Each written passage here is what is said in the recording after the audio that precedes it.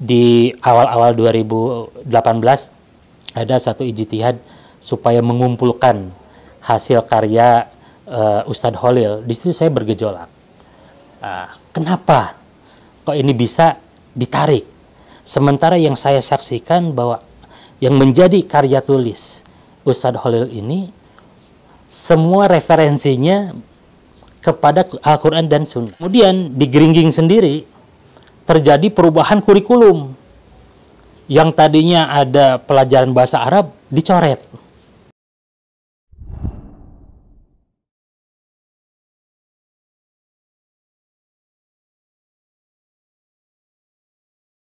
Bismillahirrahmanirrahim. Assalamualaikum warahmatullahi wabarakatuh. Alhamdulilladzi adhaba 'anal hazan, inna rabbana laghafurun syakur. Asyhadu an la ilaha illallah wa asyhadu anna Muhammadar Rasulullah sallallahu alaihi wasallam wa ala alihi wa ashabihi amma ba'd. Perkenalkan, nama saya Alun Octavian. Saya saat ini berdomisili di Gria Alam Sentosa, Cilengsi, Bogor Utara.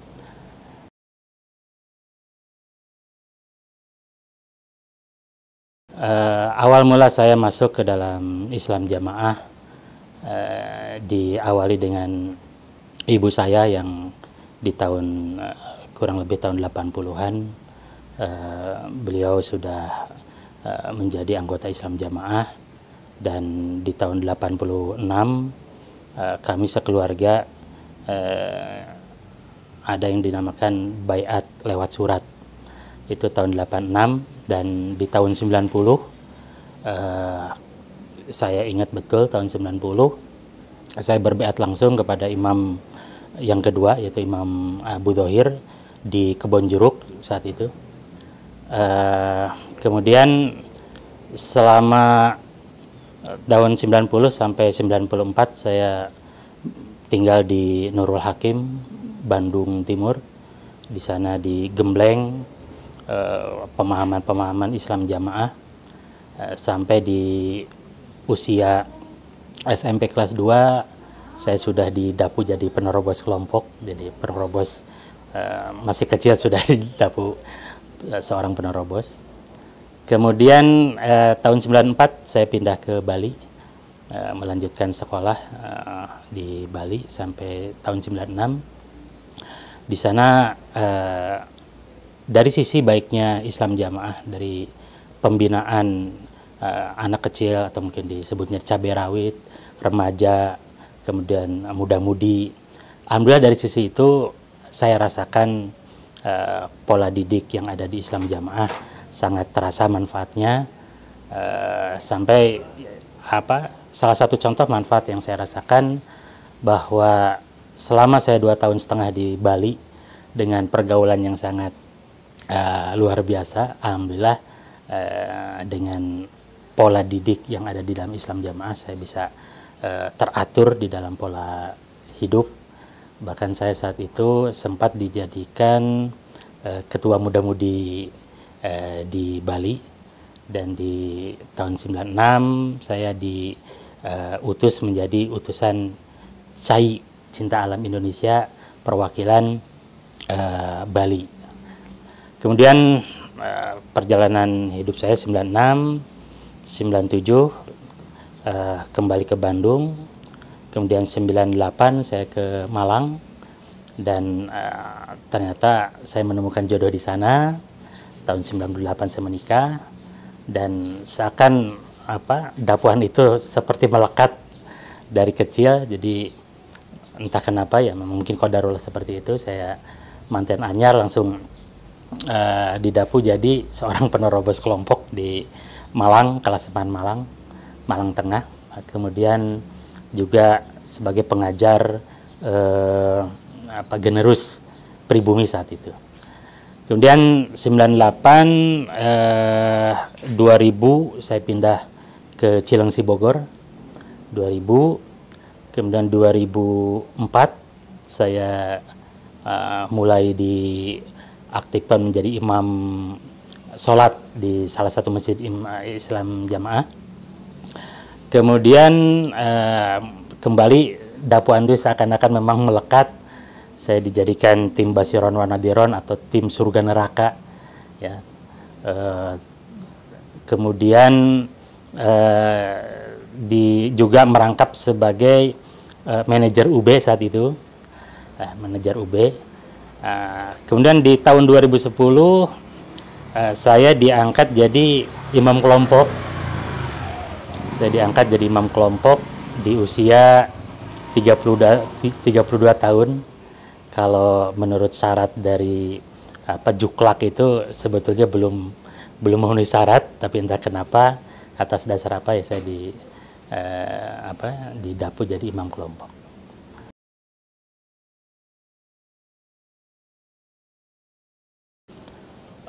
Perjalanan saya di Islam Jamaah yang saya rasakan sebetulnya tidak ada yang neko-neko. Saya berusaha menjadi pribadi seorang jamaah yang betul-betul penuh dengan ketaatan, ya, bahkan ada larangan-larangan seperti membaca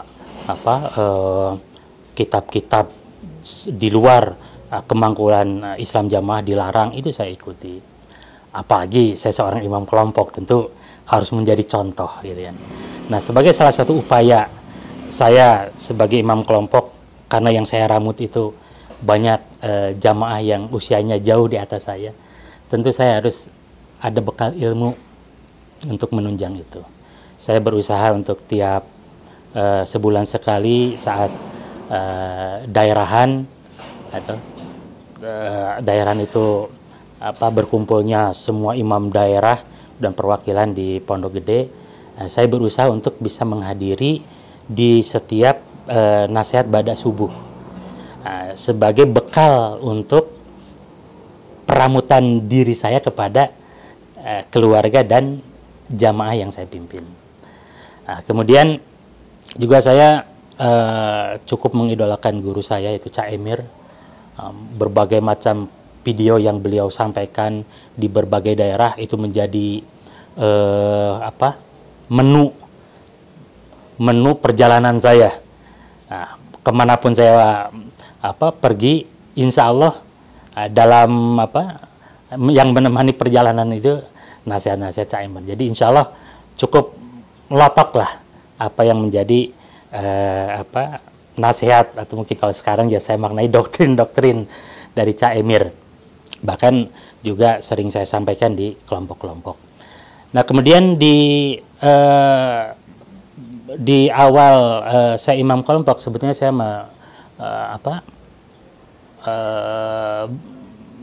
memiliki teman yang cukup kritis di dalam di dalam Islam Jamaah. Beliau betul-betul menemui banyak kejanggalan di dalam Islam Jamaah dan mendiskusikan dengan saya sampai bertahun-tahun, hingga di tahun 2012 saya diajak beliau untuk bertabayun ke Ustadz Holil dan Ustadz Abdul Aziz Ridwan. Itu tepatnya di Citos saat itu, pada duhur insya Allah. Apa yang menjadi kegundahan kawan saya ini ditanyakan di forum itu, dan saat itu jawaban Ustadz Holil memang bisa dibilang ya masih kental dengan pemahaman yang selama ini saya pahami, sehingga saat itu saya masih yakin dengan apa yang ada di dalam Islam Jamaah ini. Waktu berlanjut, di tahun 2015 ada yang namanya grup WhatsApp menyikapi akhir zaman, yaitu terdiri dari kebanyakan dari para mubalik daerah yang sangat kritis, dan entah kenapa saya memang senang dengan dinamika yang terjadi di dalam Islam Jamaah. Pemikiran-pemikiran yang atau kejanggalan-kejanggalan yang terjadi itu muncul di dalam grup tersebut, dan itu saya senang untuk mengikutinya sebagai tambahan wawasan keilmuan. Dan alhamdulillah dari situ salah satunya kita tidak boleh takfiri, itu sudah menjadi menu lah saat itu. Kemudian di bersamaan itu juga ada kegiatan tahfidz Quran di tempat kami di Gereja Alam Sentosa, yang juga itu menghantarkan kami lebih dekat dengan para masyayikh, ya. Nah, di situ kami lebih banyak berdiskusi, ya, sampai pada akhirnya saya pun menyekolahkan anak saya ke Geringging, ya, dengan satu harapan besar bahwa nanti anak saya ini bisa menjadi seorang hafidhul Quran, gitu ya. Hafidh Al-Quran. Nah, ternyata dalam perjalanannya baru 2 tahun, tiba-tiba masyayikh kita dinonaktifkan. Nah, di situ ada banyak kejanggalan. Lah, kok bisa seperti itu? Sementara bumbu atau yang disampaikan di dalam Islam Jamaah, pembunuhan karakter terhadap masyayikh itu sangat kental sebetulnya. Nah, sementara kita ini yang cukup intens berhubungan dengan masyayikh itu tidak mendapati apa yang diberitakan di kepengurusan Islam Jamaah. Maka di situ semakin bergejolak. Nah, sampai pada akhirnya di awal-awal 2018 ada satu ijtihad supaya mengumpulkan hasil karya Ustadz Holil. Di situ saya bergejolak. Kenapa kok ini bisa ditarik?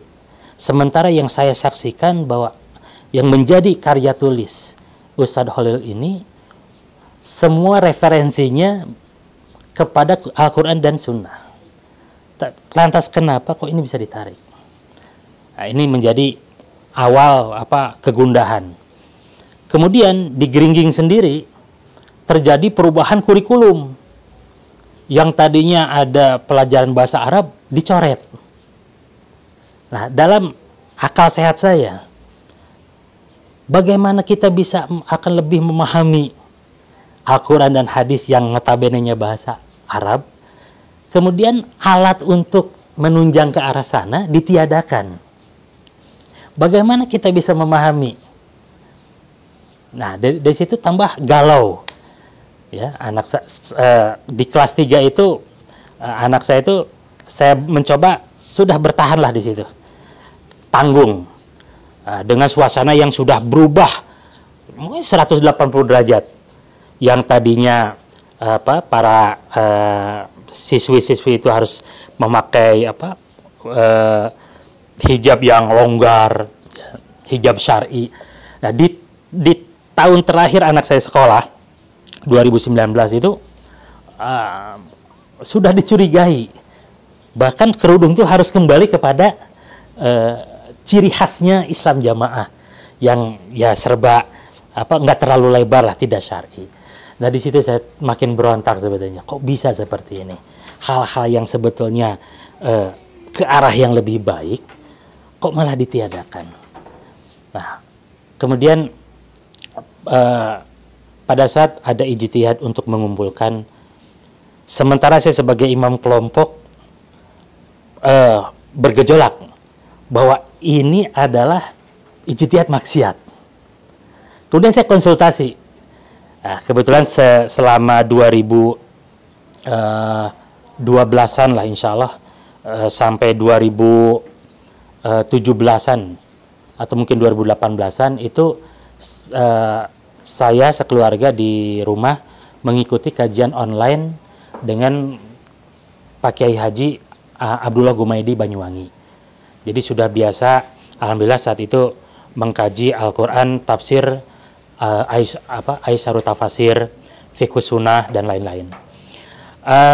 Kemudian saya konsultasi dengan beliau, Pak Yai, ini bahwa hati nurani saya mengatakan bahwa ini adalah ijtihad maksiat. Dan beliau juga mengatakan demikian, ya, mengatakan demikian. Namun memberikan saran karena memang saya ini adalah seorang imam kelompok, ya tetap di woro-woro supaya dikumpulkan, tapi hati mengingkari. Itu apa yang kegundahan saya saat itu.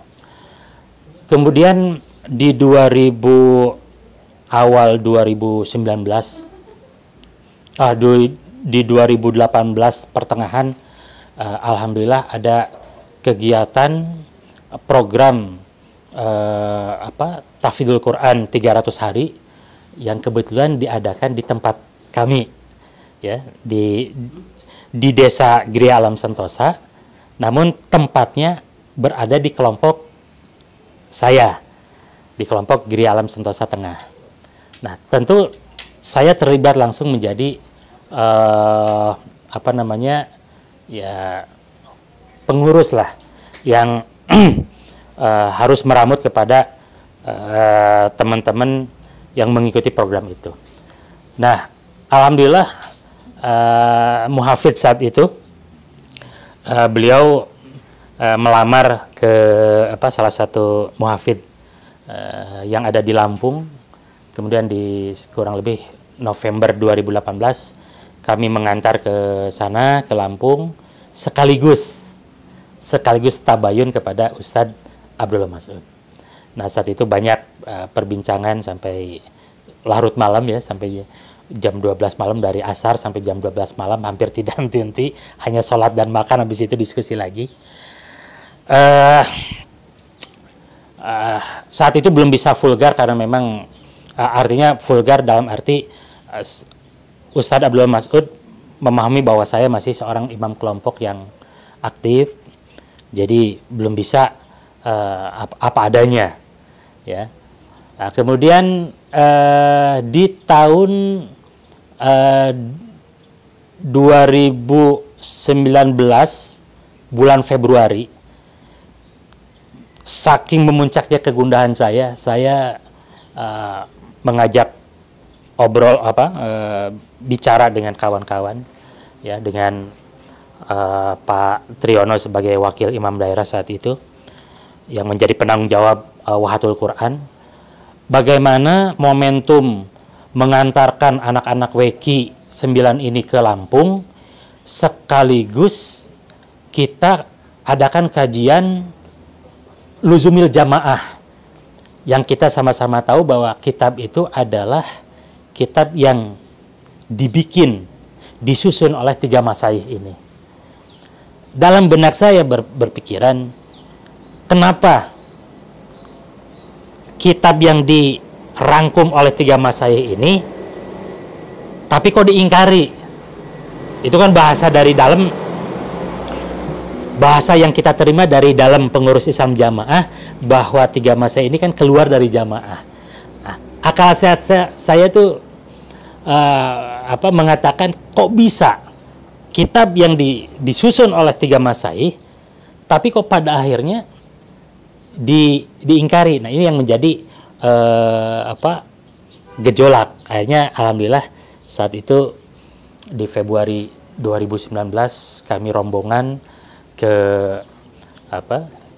kediamannya Ustadz Abdullah Mas'ud dan menginap 2 hari 2 malam, ya, sekaligus tabayun, dan ternyata luar biasa apa yang disampaikan beliau. Beliau menyampaikan kemangkulan versi original.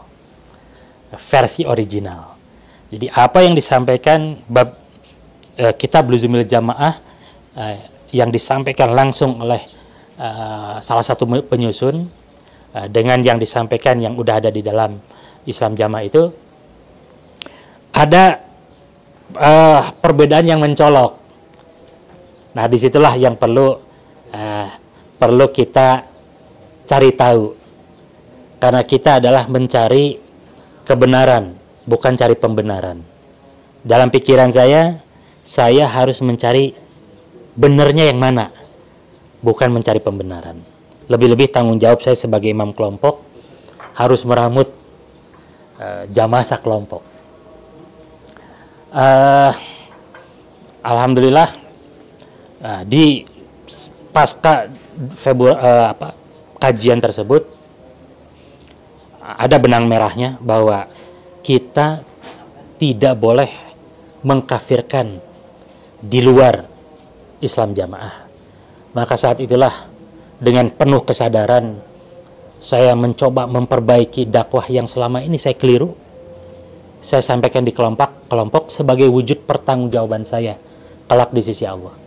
Saya mencoba di setiap momen saya nasihat untuk mengajak jangan sampai memiliki pemahaman takfir serampangan, yaitu menganggap kafir kepada golongan lain di luar kelompoknya sendiri. Dari sangat intensnya saya menyampaikan pemahaman-pemahaman yang sudah diajarkan oleh guru kita, ya, dengan dasar-dasar dalil yang kuat tentunya. Di situ saya mencoba untuk mencari pembanding. Saya mencoba tabayun kepada Ustadz Dwi Pramono yang ada di Pondok Gede, Ustadz Dwi Pramono LC, mungkin sekarang udah MA. Saat itu saya diskusi 2 bulan berturut-turut, Februari dan Maret, ya, selama 4 jam setiap diskusi, 3 jam, dari jam 9 sampai jam 12 siang. Itu ternyata juga beliau sebetulnya tidak menyalahkan ustadz-ustadz yang dinonaktifkan. Nah, justru beliau mengatakan memang strateginya saja yang berbeda. Nah, kemudian juga saya diskusi panjang lebar dengan Mas Widi yang seorang guru di Wali Barokah Kediri. Itu juga berturut-turut Februari dan Maret tahun 2019. Ternyata singkatnya dari gerakan kami ini dilaporkanlah, ya, khususnya saya sebagai imam kelompok, dilaporkan bahwa nasihat saya ini sudah meresahkan jamaah. Nah, dengan dasar itu saya dipanggil, ya, bersama dengan Bapak Triyono sebagai wakil imam daerah dan Ustadz Budianto sebagai mubalik desa. Karena 3 ini yang memang dalam praktek nasihat belakangan sebelum dinonaktifkan itu gencar untuk menasihatkan tidak bolehnya memiliki paham takfir serampangan. Kemudian di tanggal 15 April 2019 kami dipanggil dengan tema atau dasar pemanggilan itu atas resahnya jamaah Pak Alen, atas nasihat-nasihat Pak Alen. Kemudian saya diminta untuk nasihat di depan beliau-beliau. Kemudian saya nasihat di depan Pak Yai daerah, di depan mubalik daerah, dan 1 wakil daerah yang aktif. Kemudian saya sampaikan mulai dari bab yang jarang diperdengarkan di dalam Islam Jamaah, yaitu Aslul Tsalatsah, ya, 3 pokok pondasi di dalam Islam ini sangat jarang diperdengarkan. Biasanya saya sebelum mengambil istilah-istilah yang awam itu, saya akan mencoba hubungkan dulu dengan apa yang biasa didengar di Islam Jamaah. Contoh, bahwa ini ada kaitannya dengan seperti kan ma'rifatullah, ma'rifatu nabi, dan ma'rifatud din, ya, mengenal Allah, mengenal Nabi, dan mengenal agama. Nah, ketiga ini akan menjadi 3 pertanyaan pertama di alam kubur. Maka itu saya jelaskan di forum, saya nasihatkan di forum kelompok. Kemudian saya juga menjelaskan sifat Allah fi rububiyah, fi uluhiyah, fi asma wa sifat. Nah, sebelum saya menjelaskan ini, saya biasa tarik dulu. Apa dasar saya menjelaskan ini? Adalah atas dasar di dalam khutbah Jumat yang biasa kita sampaikan, kita perdengarkan, kita dengarkan setiap Jumatan, selalu ada di khutbah kedua berbunyi fi rububiyah, fi uluhiyah, fi asma wa sifat. Itu yang biasa saya nasihatkan di dalam Islam jamaah. Dan juga yang lebih sering saya sampaikan adalah masalah ketertiban sholat 5 waktu berjamaah di masjid. Karena yang saya lihat atau saya bentuk keprihatinan saya bahwa ru'yah saya ini tidak tertib di dalam menjalankan sholat 5 waktu berjamaah di masjid. Padahal rumahnya ngomplek dengan masjid. Bahkan dia seorang pengurus. Dan sering saya sampaikan di saat saya jadi imam kelompok bahwa sholat itu adalah amalan yang pertama dihisab oleh Allah. Maka tentu dakwah saya akan lebih banyak tentang sholat, karena sholat adalah hal yang pertama dihisab oleh Allah. Itu yang menjadi keprihatinan saya. Nah setelah itu nasihat, baru saya nasihat 5 bab. Saya sampaikan di depan forum itu setelah hal-hal yang jarang diperdengarkan di Islam jamaah. Kemudian terakhir saya biasa menasihatkan 5 bab. Nah setelah itu dikomentari oleh Bapak Wakil Imam Daerah, bagus dan tidak ada semua benar dan berdasar dalil. Ya, alhamdulillah di poin itu berarti apa yang saya sampaikan, apa yang menjadi gosip bahwa nasihat saya ini meresahkan itu terjawab, ternyata tidak. Kemudian di forum itu pun saya menjelaskan masalah takfir. Nah ternyata poinnya di sini, bahwa saya tidak menganggap kafir kepada orang di luar golongan. Ternyata di sini yang menjadi pertentangan berat. Saya sampaikan bahwa ketika orang itu bersahadat, maka saat itu dia adalah orang Islam. Saya contohkan sebagaimana di zaman peperangan dulu, ketika ada seorang sahabat Nabi membunuh, padahal yang dibunuh itu sudah mengucapkan kalimat la ilaha illallah, tapi saat itu dibunuh. Kemudian sampailah kepada Nabi. Saat itu Nabi marah, menanyakan karena apa engkau membunuhnya. Kemudian sahabat ini mengatakan dia mengatakan la ilaha illallah karena takut dengan pedang saya. Kemudian Nabi mengatakan, apakah kamu tahu isi hati orang yang kamu bunuh? Nah, di situ jelas bahwa kita menghukumi seseorang Islam dan tidak sesuai dengan syariat. Ketika orang itu sudah bersahadat, maka Islamlah dia. Lebih-lebih dia sudah menjalankan rukun Islam. Maka alasan apa kita mengkafirkan orang, ya, orang lain di luar golongan kita? Nah, waktu itu belum membahas masalah baiat, ya. Nah, kemudian saya contohkan lagi dengan kondisi bapak saya sendiri yang masih Nasrani. Mudah-mudahan Allah memberikan hidayah pada bapak saya. Saat itu saya mengatakan, seandainya bapak saya, karena kebetulan memang masih suka baca Quran, suka membanding-bandingkan. Andaikan Allah memberikan hidayah, kemudian beliau ingin mengucapkan syahadat, kemudian mendatangi masjid yang masjidnya bukan masjid Islam jamaah. Dia datangi ustadz yang ustadznya bukan Islam jamaah. Kemudian bapak saya katakan bersahadat. Pertanyaannya, apakah sah keislaman bapak saya yang dia mengucapkan syahadatnya tidak di hadapan imam atau ustadznya Islam jamaah? Maka saya tegas mengatakan, saya yakin bahwa saat itu bapak saya Islam. Adapun perkara masalah surga dan neraka hanya Allah yang tahu.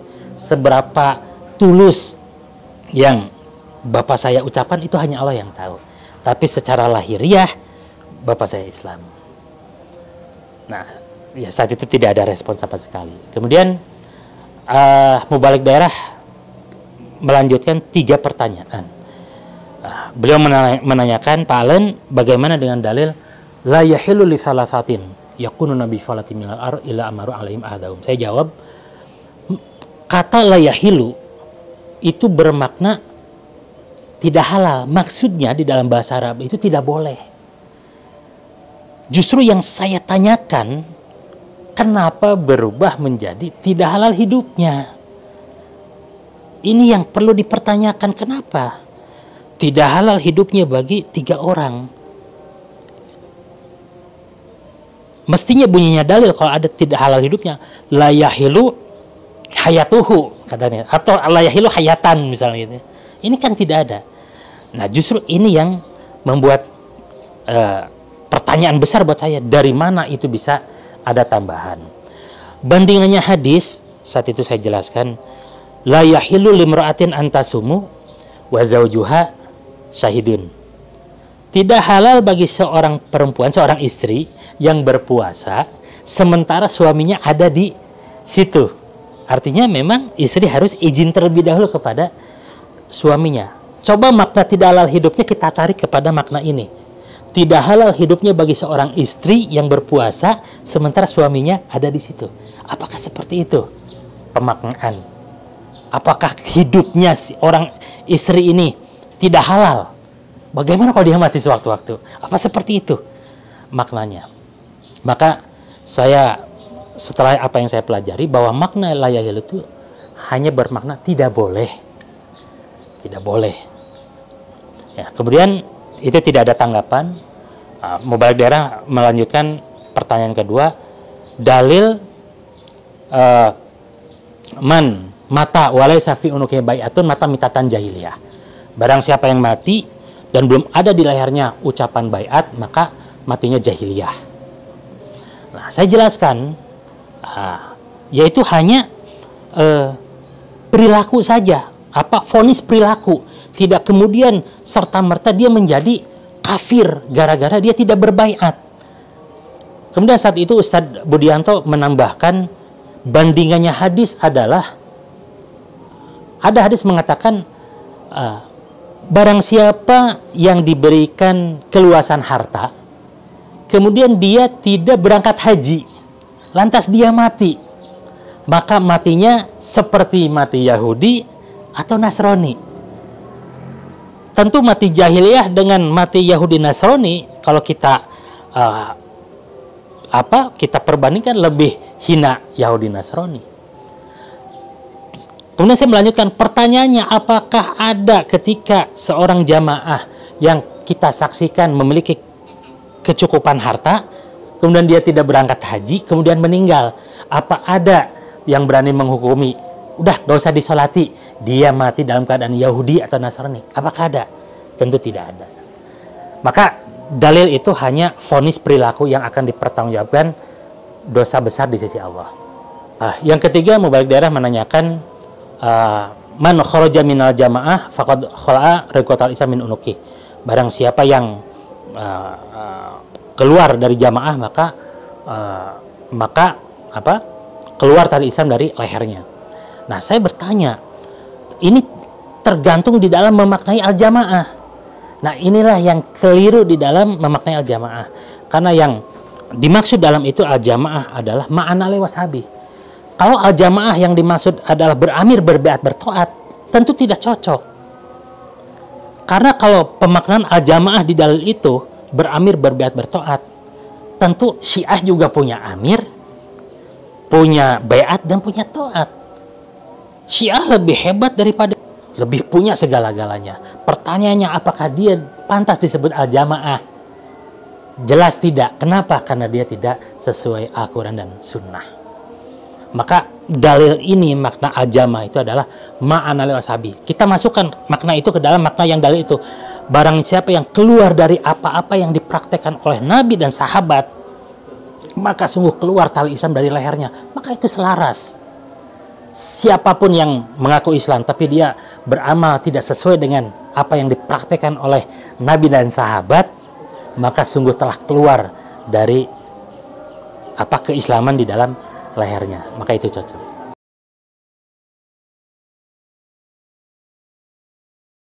Untuk perlakuan anggota Islam Jamaah kepada saya pasca saya dinonaktifkan, tentu sesuai juklak yang ada di pusat, bahwa kepada yang sudah dinonaktifkan itu tidak boleh menyapa, tidak boleh menolong, ya, tidak boleh senyum. Dan memang itu saya dapatkan, ya, orang-orang yang tadinya baik, tadinya alhamdulillah saya bisa sebetulnya dengan siapapun di kelompok itu nggak ada jarak, itu masya Allah Masya Allah. Dan yang juga sangat luar biasa sebetulnya di kejadian kakak ipar saya pada saat qadarullah meninggal di akhir 2019 itu dini hari meninggal, ya. Kemudian berita meninggal itu sudah sampai di Bogor, di Gas, karena meninggalnya di Sulawesi. Itu di pagi hari sudah ada ijtihad dari daerah, tidak satu-satunya jamaah tidak boleh takziah, dan itu bukti dari anggota Islam jamaah yang masih dekat dengan kami.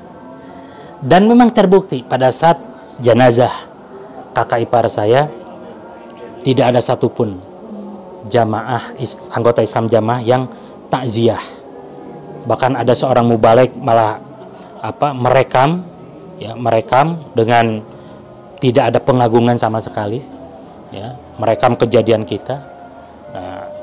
Nah, di situ ya ada hikmah besar, karena setelah hijrah ya alhamdulillah, sebelumnya kami juga tidak ada jarak dengan warga kami bertempat di situ, warga Giri Alam Sentosa Blok L. Kemudian juga kami bergabung dengan kawan-kawan sunnah di sekitar di situ. Kami bergaul, kita ikut kajian ke sana kemari. Alhamdulillah pada saat meninggalnya kakak ipar saya, warga berbondong-bondong datang. Kemudian teman-teman yang kajian sunnah datang, warga kampung, sesepuh kampung datang. Justru disitulah kelihatan bahwa akidah takfiri itulah sangat kental. Tanpa saya harus menjelaskan kepada mereka, mereka sendiri mempertontonkan atas sikap mereka bahwa mereka memiliki akidah takfiri dengan tidak mau hadir di situ. Sampai ada sesepuh kampung itu geleng-geleng kepala, kok bisa sampai seperti ini? Menyolatkan pun nggak ada. Ada 1-2 orang yang ikut menyolatkan dan itu juga ikut hijrah. Selebihnya tidak ada. Nah itu di kejadian meninggalnya kakak ipar saya. Kemudian di tahun 2021 pada saat saya menikahkan anak saya, sebagai wujud saya ini tidak ada permusuhan dengan Islam jamaah. Saya ingin nyedulur bahwa semua orang Islam siapapun itu orang Islam, sedulur kita. Maka saat itu saya undang semua, termasuk pembesar-pembesarnya Islam jamaah, mulai dari daerah, kemudian turun ke desa, ke kelompok, saya undang semua. Sebagai wujud saya ini saudara Islam. Dan luar biasa, pada saat di 2 hari sebelum acara, istri saya belanja ke pasar, yang kebetulan pedagang di pasar itu adalah anggota Islam jamaah yang cukup dekat dengan kita. Tiba-tiba dia mengatakan dengan nangis, "Bu Alen, jangan masak banyak." Jangan masak banyak. Istri saya kaget, "Loh kenapa, Bu?" Ini ada ijtihad.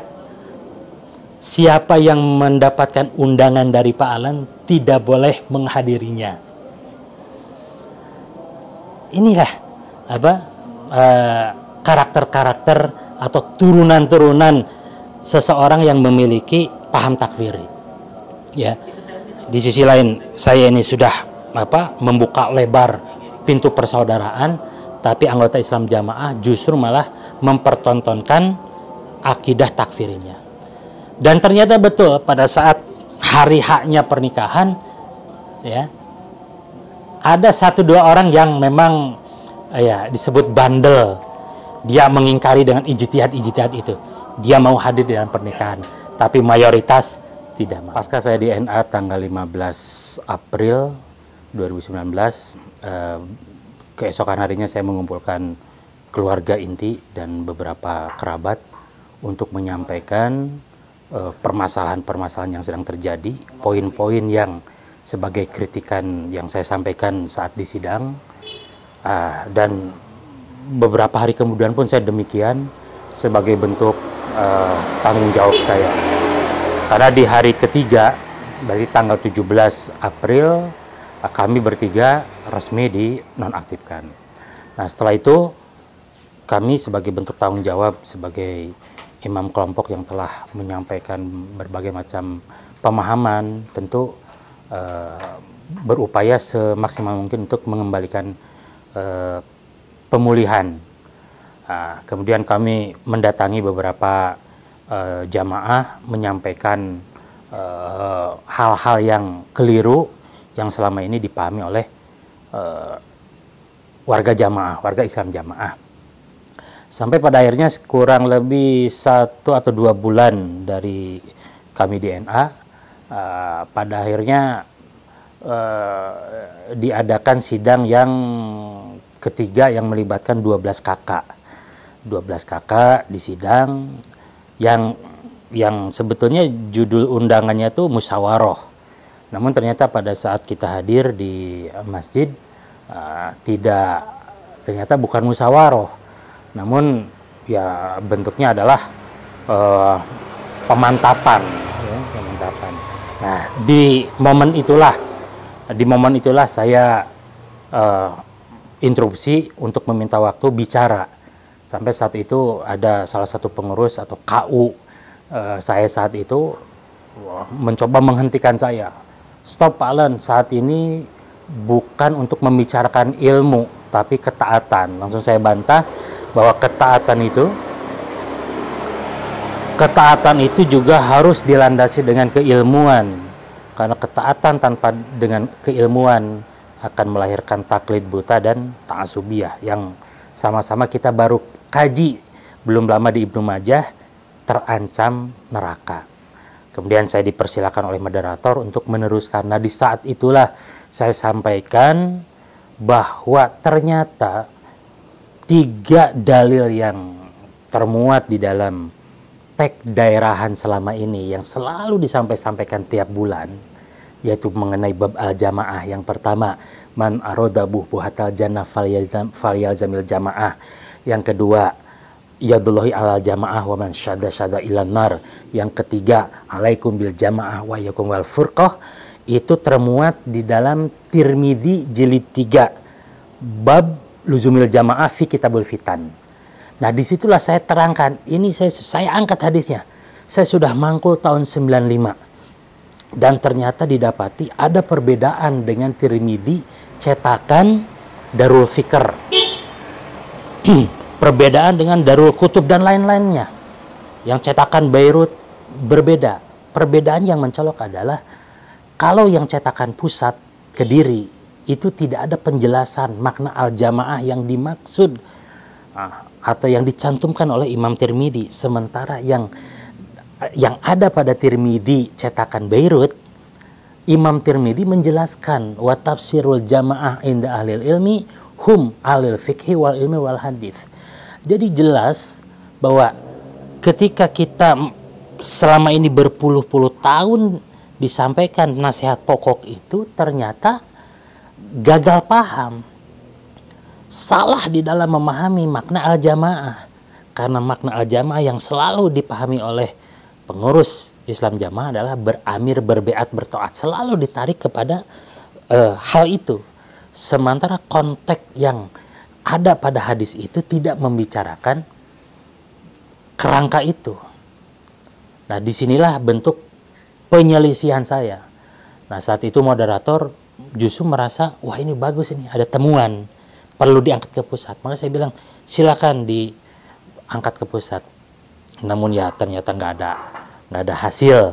Nah, yang pada akhirnya makin mengerucut, yang kesimpulannya alhamdulillah dari 12 kakak itu mungkin 1 kakak yang tidak ikut hijrah, alhamdulillah yang lainnya ikut hijrah. Dan setelah saya hitung-hitung tuh sekitar 41% jamaah saya bisa ikut hijrah, ya alhamdulillah. Tentu melalui proses saya menyampaikan secara keilmuan temuan-temuan kekeliruan-kekeliruan selama ini. Jadi tidak ada rasa sakit hati kepada individu-individu jamaah, kepada pengurus jamaah, tidak ada. Murni tidak ada. Justru karena gejolak hati, ada satu perbedaan inilah. Padahal Allah sudah memberikan kaidah, fa in tanaza'tum fi syai'in faruddu ila Allah wa Rasul. Nah, kembalikan kepada Allah dan Rasul. Tentunya yang bisa memahami Al-Quran dan Hadis adalah ulama. Fas'alu ahla dzikri in kuntum la ta'lamun. Maka sebetulnya kalau kita mengerti kaidah itu, ketika ada perselisihan, ketika ada ketidakmengertian, maka bertanyalah kepada ahlinya, bukan kepada orang yang hanya tidak mengerti tapi sok mengerti. Nah, tentu insya Allah nurani kita bisa melihat kapasitas seseorang, bisa dilihat seperti apa.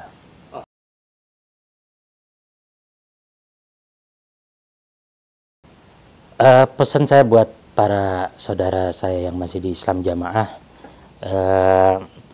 mari sama-sama kita kenali karakteristik ahli surga. Karena sebenarnya dalil itu sudah banyak diterangkan. Salah satu contoh, alamatul ahli jannah fi sab'i hisolin. Ciri-ciri ahli surga di dalam 7 perkara. Saya jelaskan cuma 1 dan 2 aja. Ya, 1, ya'fu amman dzalamahu, memaafkan kepada orang yang telah berbuat aniaya kepadanya. Yang kedua, wa yuhsinu liman asa ilahi, berbuat baik kepada orang yang telah berbuat jelek kepadanya. Nah, dari 2 itu saja kita bisa melihat bagaimana selama ini kita di dalam Islam Jamaah, perbuatan apa kok sampai harus memisahkan antara suami dan istri. Kok harus ada ijtihad, tidak boleh sambung famili. Apakah seperti itu calon-calon ahli surga? Padahal juga jelas di hadis lain, la yadkhul jannah qati. Tidak akan bisa masuk surga orang yang memutus silaturahim. Maka pesan saya buat saudara sedulur saya yang masih di Islam Jamaah, kenali ciri-ciri ahli surga. Insya Allah kita semua ini ingin bersama-sama masuk ke dalam surga. Maka kembali kenali ciri-cirinya. Yang kedua, sesuai dengan kaidah tadi, ketika kita tidak mengerti, maka Allah sudah memberikan caranya. Fas'alu ahla dzikri in kuntum la ta'lamun. Dunia saja kita ingin mengerti, membuat roti, membuat bakpao, tentu belajar kepada ahlinya.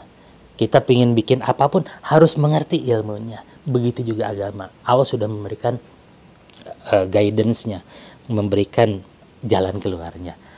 Kemudian yang berikutnya mungkin bertabayunlah. Komparasi, ya, komparasi dengan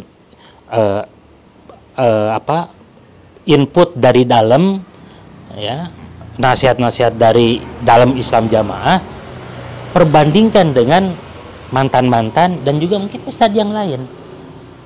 Karena para salaf pun mencari ilmu tidak dibatasi dengan satu guru. Kalau kita hanya terus terkungkung dalam satu golongan, maka yang ada hanyalah doktrin. Tapi kalau kita bisa memperbandingkan, oh ternyata jadi mengenali mana yang benar dan mana yang salah. Itu insya Allah yang bisa saya sampaikan. Mudah-mudahan apa yang saya sampaikan bisa bermanfaat, baik buat diri saya, selebihnya buat para saudara saya yang dalam Islam Jamaah. Akhirul kalam, assalamualaikum warahmatullahi wabarakatuh.